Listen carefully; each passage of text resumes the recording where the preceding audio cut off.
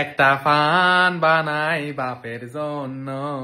যেভাবে জনপ্রিয় SP creation বর্তমানে সোশ্যাল মিডিয়ার আকাশে উজ্জ্বল নাম হলো সাইফুদ্দিন সিয়া, যিনি এসপি ক্রিয়েশন পেজের মাধ্যমে হাস্যরসাত্মক এবং শিক্ষামূলক কন্টেন্টের মাধ্যমে নিজেকে জনপ্রিয় করেছেন। তিনি যখন প্রথম ভিডিও তৈরি করা শুরু করেন তখন তার একমাত্র উদ্দেশ্য ছিল প্রিয় মানুষদের হাসানো।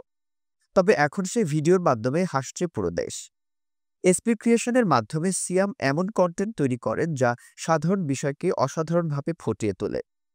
তার ভিডিওগুলো এমনভাবে নির্মিত হয় যেখানে নেটিজেনরা হাসির খোরাক পায়। বিশেষভাবে গ্রামীণ জীবন কিংবা শহুরে জীবনের নানা হাস্যকর দৃশ্য উঠে আসে তার কন্টেন্টে।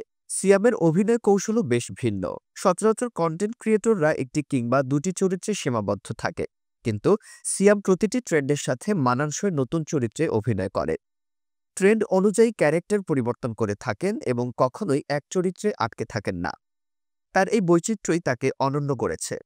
এসপি ক্রিয়েশন পেজের নামের পেছনে রয়েছে গভীর এক গল্প।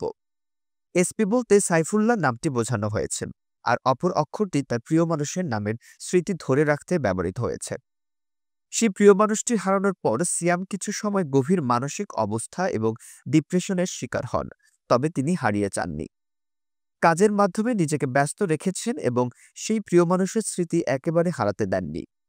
আজকের দিনে এসপি ক্রিয়েশন এর কন্টেন্ট যেমন হাস্যরসাত্মক, তেমনি শিক্ষামূলক ভিডিও প্রকাশ করা হয়, যেগুলো সিয়ামকে দেশব্যাপী পরিচিত করেছে। আজকের দিনে এসপি ক্রিয়েশনের কন্টেন্ট যেমন হাস্যরসাত্মক, তেমনি শিক্ষামূলক ভিডিও প্রকাশ করা হয়, যেগুলো সিয়ামকে দেশব্যাপী পরিচিতি দিয়েছে।